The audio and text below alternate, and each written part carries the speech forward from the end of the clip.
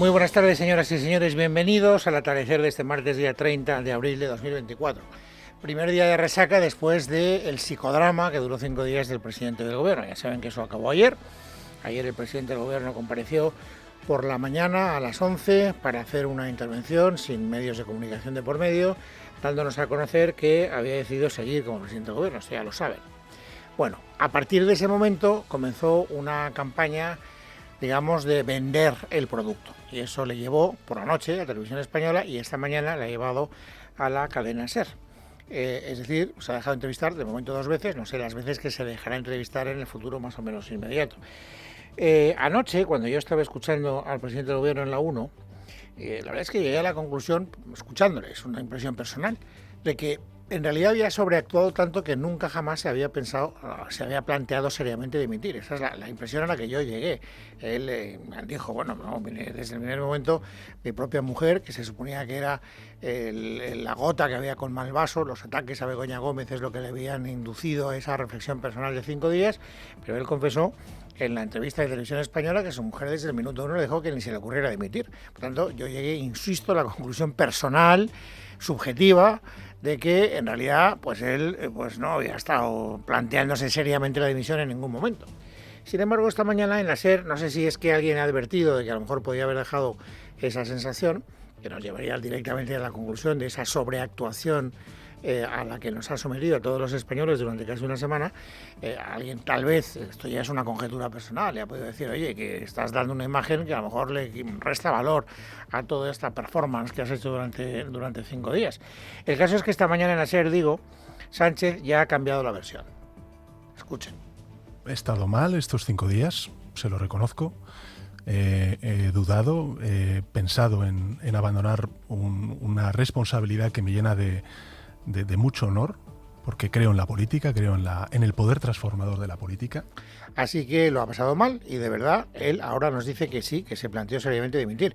Ahora, también es verdad que pasó del calor al frío, o del frío al calor, como ustedes quieran, en ese tiempo de una manera verdaderamente fulgurante, porque ahora no solo ha dejado claro que quiere seguir, no, ha dicho en esa entrevista esta mañana en la cadena SER que quiere seguir ahora y el tiempo que haga falta. Estoy con ánimo para estos 3 años y los que quieran los españoles con su voto. Si los españoles y mi partido quieren que continúe siendo pues el responsable y el líder, en este caso, del Partido Socialista, mientras yo tenga ganas, convicción e ideas de transformación para mi país, lo voy a hacer. Bueno, no deja de ser llamativo. Yo recuerdo ese párrafo de la larga lista que conocimos, la larga carta que conocimos el miércoles pasado, la que escribió él de su puño y letra, en solitario, sin confesárselo a nadie, ni siquiera a su mujer, según ha dicho tanto anoche en la Televisión Española como en la SER esta mañana. Pues ahí había un párrafo, en el que él decía que en contra de lo que nosotros pensamos nunca estaba pegado al poder. Y por eso se estaba planteando si merecía la pena o no merecía la pena seguir. Esto es un párrafo de la carta que conocimos el miércoles de la semana pasada. Bueno, pues ahora vemos que el poder le gusta más que un tonto un lápiz y no solo va a seguir como presidente del gobierno, sino durante todo el tiempo que las urnas, si el partido se lo permite naturalmente, también le dejen seguir siendo presidente del gobierno. Bueno, esto solo como, digamos, aperitivo para que ustedes vean cómo está la situación. Es decir, exactamente igual que estaba hace justamente una semana. Hoy es martes. El martes de la semana pasada todavía ni siquiera teníamos una intuición, un barrunto de que Sánchez iba a protagonizar los 5 días que después protagonizó.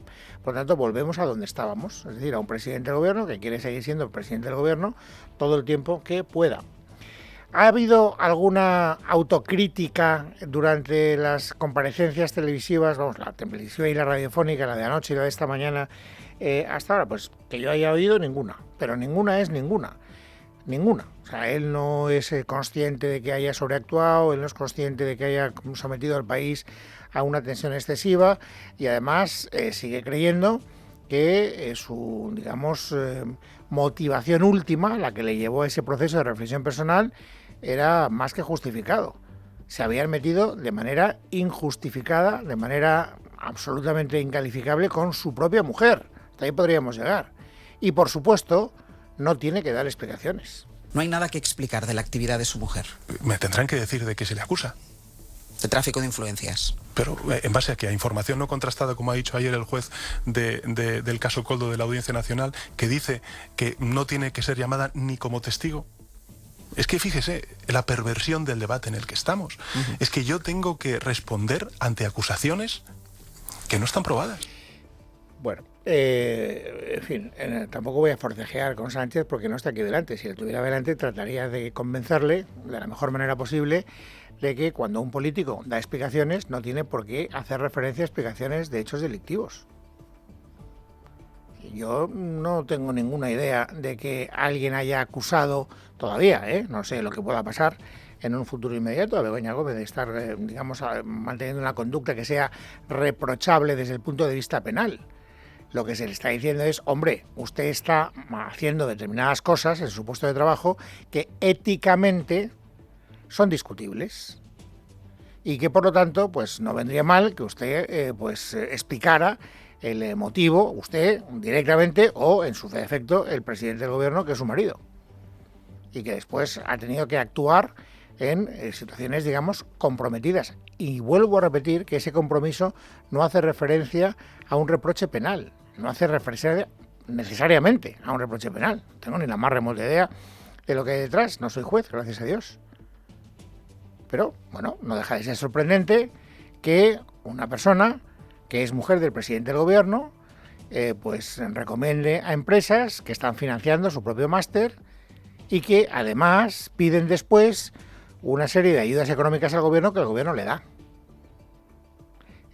Me encantaría, me hubiera encantado poder preguntarle al presidente del gobierno si esto, en vez de protagonizarlo su mujer, lo protagoniza la mujer de un presidente del gobierno de la oposición, el Partido Socialista, estaría defendiendo esa misma opinión que usted está defendiendo ahora respecto de Begoña Gómez, porque esta me parece que es la cuestión fundamental.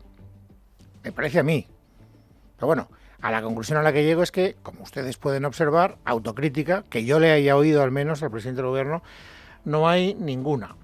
No hay ninguna. No solo no hay autocrítica, sino que además él sigue victimizándose a sí mismo. Uno de los pasajes más duros de asimilar, para mí también como ciudadano, es cuando él, como presidente del gobierno, porque es el presidente de mi gobierno, dice que sí, que él ha padecido, ha sido víctima de lawfare en España. Que yo he sufrido lawfare en el pasado, sin duda alguna, sí. Han dicho medios de comunicación, y además con datos, con pruebas, con hechos, es decir, no estamos hablando de informaciones no contrastadas, con hechos, que yo he sido objeto de espionaje por parte de la mal llamada Policía Patriótica del señor Rajoy, en el año 2014. Bueno, es duro porque cuando a una persona le preguntan por el lawfare, inmediatamente lo asocia a actividades protagonizadas por jueces que utilizan su función jurisdiccional para fines torticeros, para fines que pues tienen algún tipo de motivación política o vete a saber de qué otro tipo de motivación. Esto es lo que habitualmente conocemos como lawfare. Esto es lo que habitualmente se conoce como lawfare. Por eso, el hecho de que el presidente del gobierno, sin matizarlo, lo diga, pues a mí me parece que es duro de escuchar para alguien como yo, que cree que los jueces no practican el lawfare y que vivimos en un Estado democrático absolutamente, en fin, consolidado.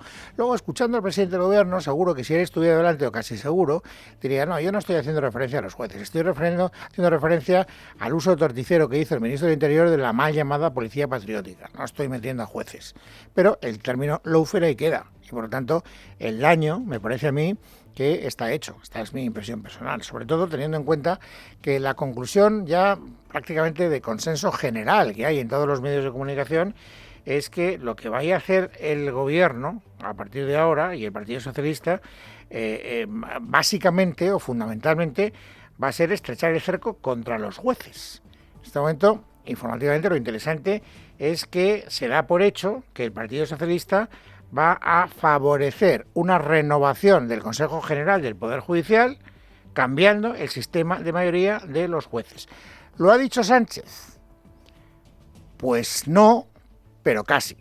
Si el Partido Popular continúa en el secuestro al Consejo General del Poder Judicial, creo que la democracia, el Parlamento, necesitará articular mecanismos para poder sacar de esta situación tan lamentable en la que le ha metido el Partido Popular a nada más y nada menos que el gobierno de los jueces. ¿Propondrán en el Parlamento un cambio de mayorías? No le puedo decir el cambio de mayorías o no. Lo que le voy a decir es que, desde luego, la responsabilidad del gobierno será renovar el Consejo General del Poder Judicial y lo vamos a llevar a efecto. Bueno, ahora enseguida escucharemos lo que ha querido aclarar la ministra portavoz del Gobierno, porque después ha habido Consejo de Ministros. Esta entrevista ha sido previa al Consejo de Ministros. Luego ha habido Consejo de Ministros, luego ha habido rueda de prensa posterior al Consejo de Ministros y le han preguntado a Pilar Alegría sobre esta cuestión. Pero también es verdad que en la entrevista de esta mañana en la SER, no solo los jueces estaban en la diana de lo que parece que es en este momento la gran preocupación del Gobierno. La otra gran preocupación son los medios de comunicación. Sánchez ha dicho algunas cosas que yo no sé muy bien cómo interpretar. A ver ustedes a qué conclusión llegan. ¿Tienen transparencia estos medios, vamos a llamarlos digitales, o estas páginas web? ¿Sabemos quién las financia? Sí, pero esto también tendrán que averiguarlo ustedes. Bien, pero yo puedo denunciarlo. Pero son preguntas que creo que son muy importantes responder. Lo que le quiero decir con esto, Ángels, es que yo he tomado la decisión de liderar este debate, no de monopolizarlo, porque no lo voy a poder hacer solo. Bueno, les decía, después ha habido Consejo de Ministros y ha habido alguna aclaración.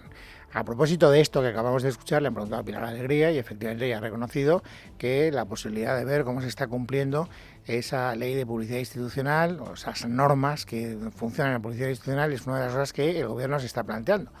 Lo cual quiere decir, vamos a ver si conseguimos que no haya gobiernos autonómicos que estén financiando páginas web o periódicos digitales que a nosotros no nos gustan que sean patrocinados, pero no deja de ser una interpretación personal. Lo mollar, lo fundamental, lo que está en el fondo de la cuestión, lo que constituye la preocupación mayoritaria es lo que puedan hacer con los jueces. Y entonces le han preguntado a Pilar Alegría a propósito de si efectivamente el Gobierno quiere cambiar el sistema de mayorías. Ella ha dicho, vamos a ver, nuestra prioridad es llegar a un acuerdo con el Partido Popular. Si el Partido Popular se encastillara, tendríamos que pasar al plan B, pero de momento el Gobierno no quiere de momento, vuelvo a repetir, plantearse el plan B. Permítanme que no vaya a ese segundo escenario porque creo que hay que seguir trabajando hasta las últimas consecuencias para hacer posible esa renovación del Consejo General del Poder Judicial. Lógicamente, si hay un bloqueo inamovible por parte del Partido Popular, entenderán que también nace una responsabilidad por parte de este Gobierno para encontrar la solución fundamental, que es la renovación del Consejo General del Poder Judicial. Bueno, ¿cómo lo interpretamos? Como lo queramos interpretar. Que el Gobierno está considerando esa posibilidad, yo creo que es más claro que el agua y que además que está siendo impulsado para ir por ese camino por sus socios de Gobierno, ya no es una conjetura, esto es una certeza absoluta. Fíjense lo que ha dicho hoy Yolanda Díaz. Desde Sumar somos claras. Hay que modificar la ley, hay que cambiar las mayorías de elección de ese órgano y hay que actuar. Si queremos decir que hay que democratizar la justicia, hagámoslo. Por lo tanto, aquí no hay ninguna discusión. Sumar quiere cambiar y Podemos también. Y además Podemos ya ha pasado de la retórica a los hechos, porque Podemos ya ha presentado esta mañana una proposición de ley para cambiar el sistema de elección del Consejo General del Poder Judicial. Por lo tanto, que contra los jueces va a haber algún tipo de medida, vamos, que contra los jueces, contra el sistema de elección del órgano de gobierno de los jueces va a haber alguna medida impulsada por el Gobierno, yo creo que hay muy pocas dudas. Y luego, fíjense, hoy se ha producido también una declaración que a mí me ha sorprendido extraordinariamente. Pues ya sabíamos desde ayer que tanto jueces como periodistas estaban en la diana del Gobierno.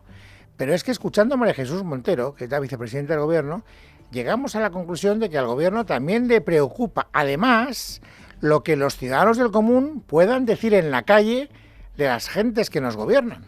A todos nosotros nos pasa.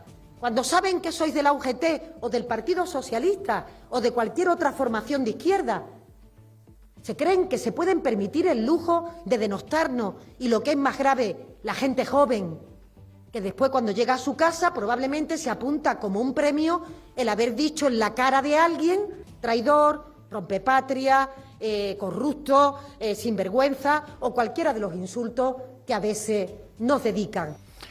Bueno, no sé a qué conclusión llegar. Sí que sé a qué conclusiones ha llegado el jefe de la oposición, el presidente del Partido Popular, Alberto Núñez Feijóo, que hoy se ha reunido con los grupos parlamentarios del PP, tanto del Congreso como del Senado. Y ahí después ha hecho algunas consideraciones en voz alta, teniendo en cuenta lo que hasta ahora hemos visto, cómo el Gobierno tiene en el punto de mira, por una parte a los jueces, por otra parte a los medios de comunicación y por otra parte también a los ciudadanos en la calle.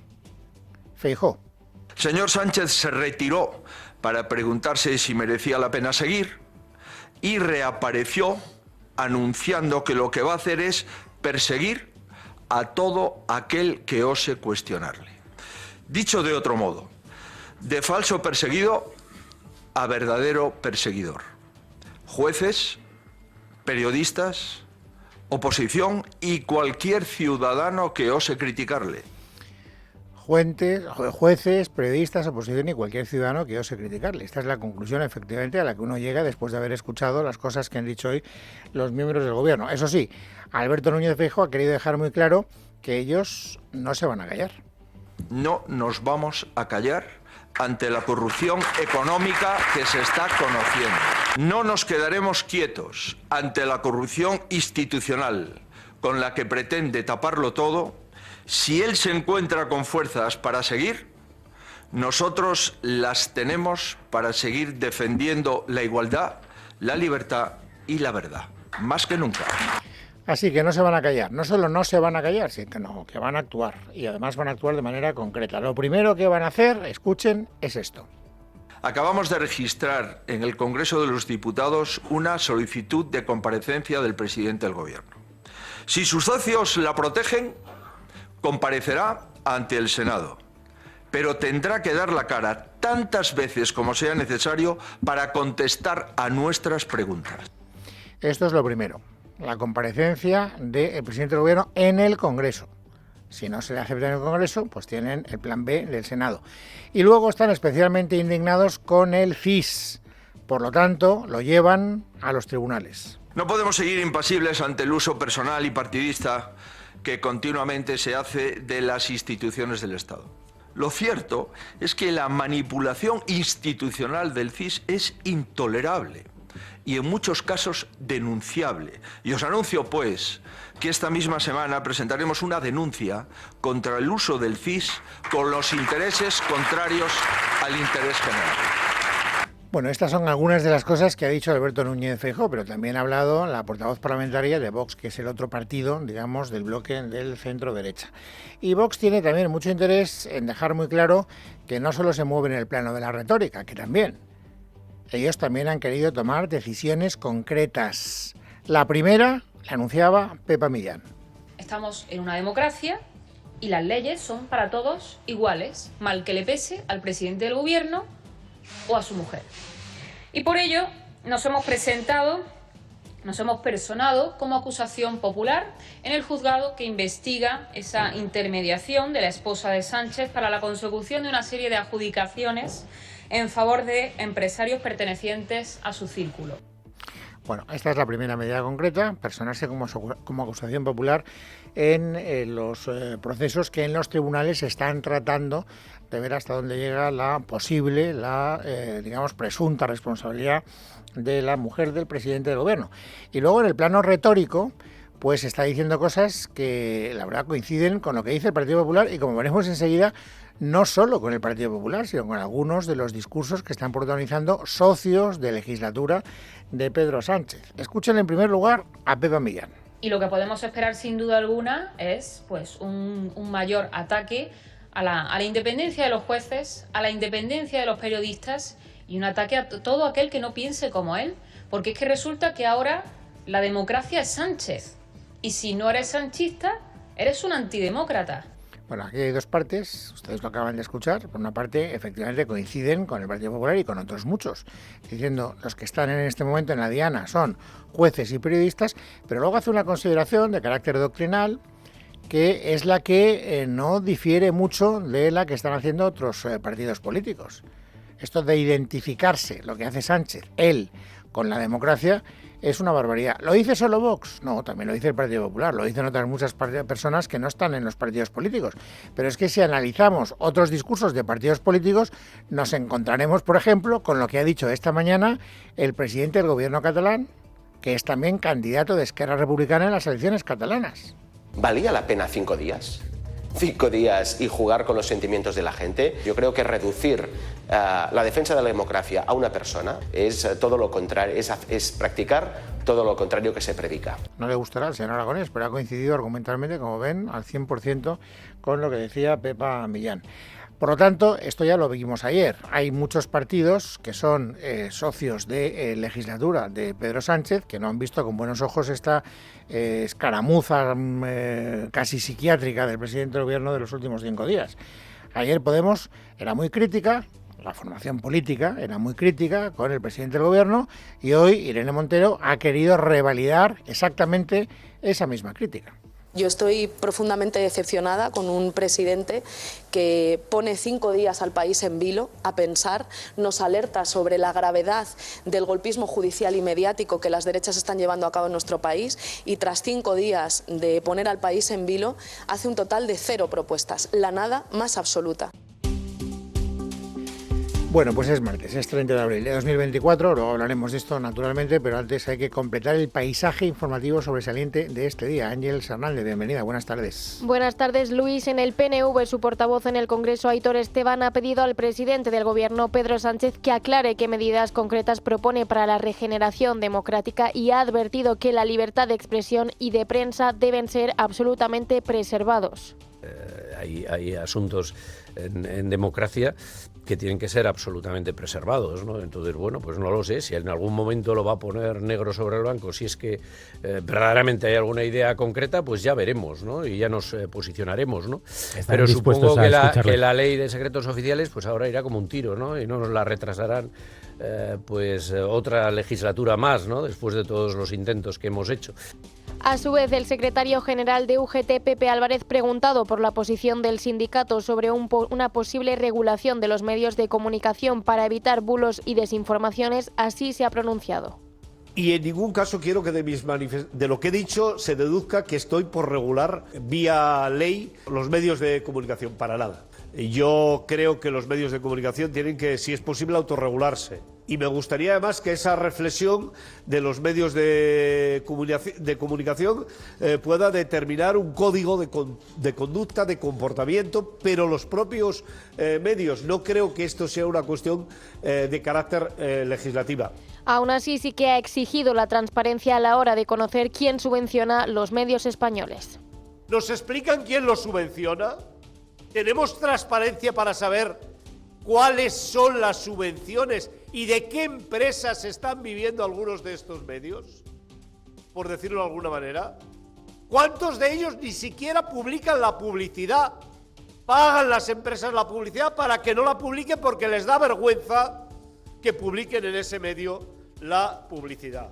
La exministra y actual candidata a las elecciones europeas de Podemos, Irene Montero, a la entrada de unas jornadas en el Congreso para hablar sobre un nuevo estatuto de los trabajadores, ha optado por defender la jornada laboral de 35 horas sin pérdida de salario. Esto implica 2 horas y media menos que la iniciativa de Sumar. Leticia Barquín, buenas tardes. Buenas tardes. La propuesta que Sumar pactó con el PSOE en el acuerdo de investidura fue de reducir la jornada a 37 horas y media semanales. Esta idea ya se debatió en el Congreso de los Diputados mediante una proposición no de ley que fue aprobada con el único voto en contra de Vox y la abstención de PP y Junts. Ahora Podemos sube la apuesta. Irene Montero. Planteamos, eso es lo que queremos debatir con vosotras, jornada laboral de 35 horas semanales sin reducción del salario y prohibir las horas extra no compensadas con descanso.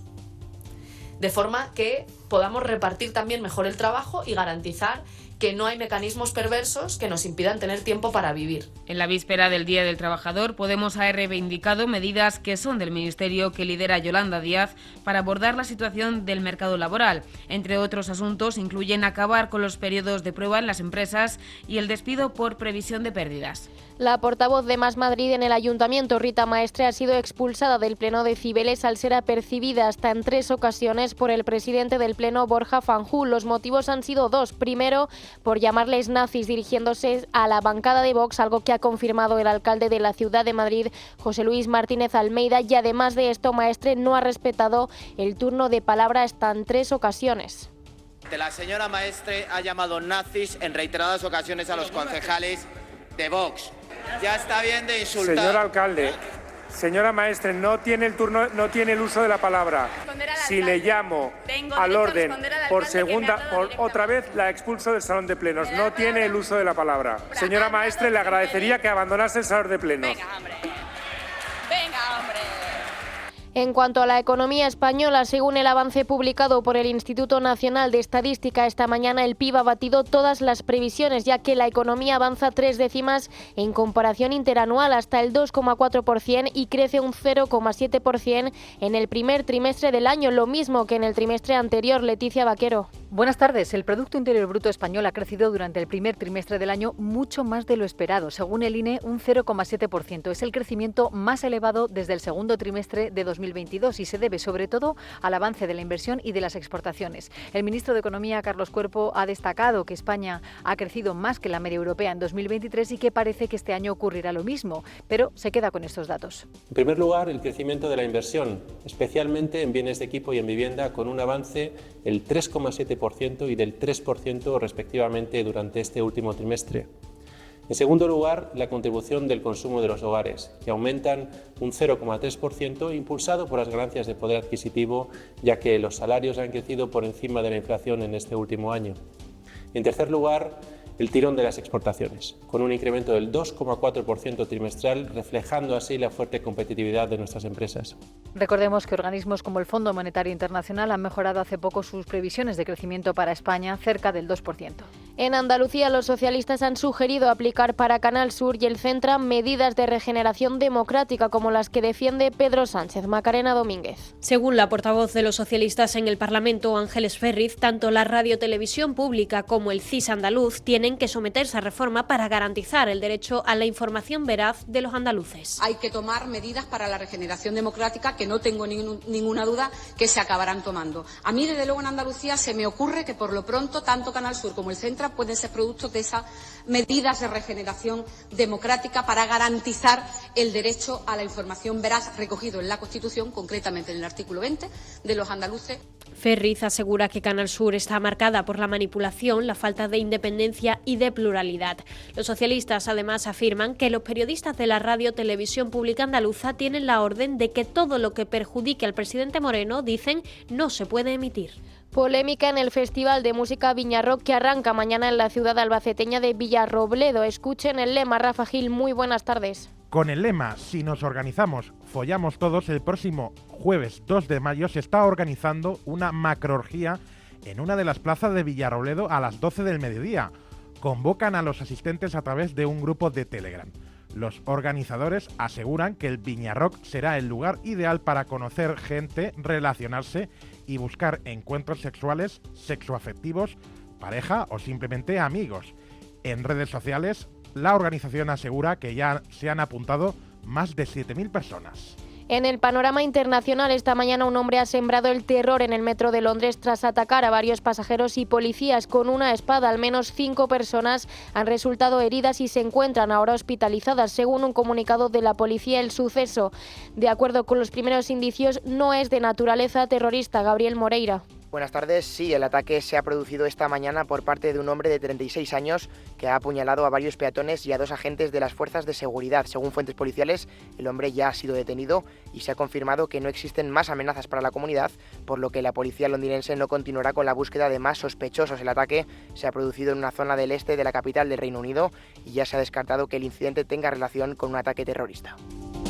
En deportes, finalmente Vicente del Bosque será el nuevo presidente de la Comisión de la Supervisión de la Federación Española de Fútbol. El Gobierno ha elegido al exseleccionador con el objetivo de dirigir el organismo y representar la Federación con transparencia. Así lo ha anunciado la ministra de Educación y Deportes, Pilar Alegría.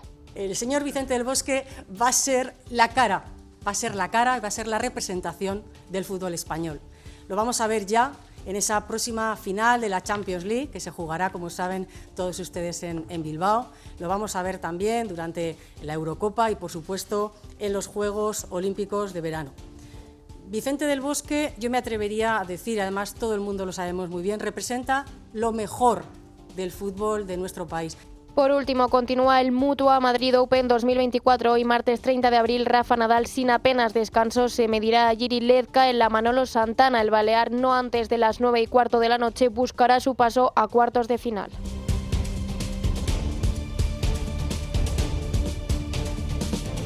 En casa de Herrero, con Luis Herrero. Es Radio.